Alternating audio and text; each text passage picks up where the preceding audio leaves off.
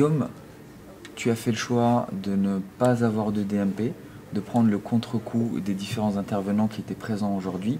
Est-ce que tu peux brièvement nous expliquer pourquoi et comment aujourd'hui tu arrives à gérer ta data, à atteindre tes objectifs marketing sans DMP?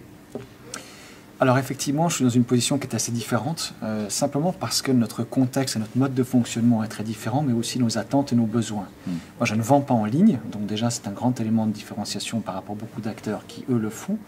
Ensuite de cela, on n'est pas culturellement parlant dans une dimension qui nous permet de recruter des data scientists, d'avoir tout l'accompagnement que nécessiterait l'intégration d'une DMP dans nos équipes. Donc, de fait, on est obligé de s'appuyer sur nos agences partenaires externes. Et du coup, il a fallu qu'on trouve d'autres solutions pour rester tout aussi intelligent avec l'utilisation de cette data. C'est pas parce qu'on n'a pas de DMP qu'on ne voit pas ce qu'on fait, qu'on ne sait pas ce qu'on fait.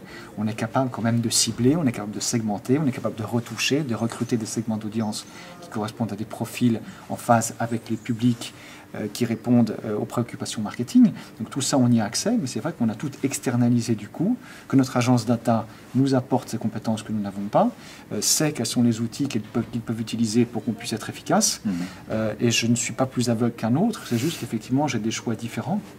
Je suis très orienté sur des objectifs précis qui vont répondre à des stratégies marketing et donc de savoir comment une stratégie data peut les servir et peut apporter des réponses concrètes et cohérentes. Et pour l'instant, depuis 4-5 ans qu'on travaille comme ça, on s'en sort très bien.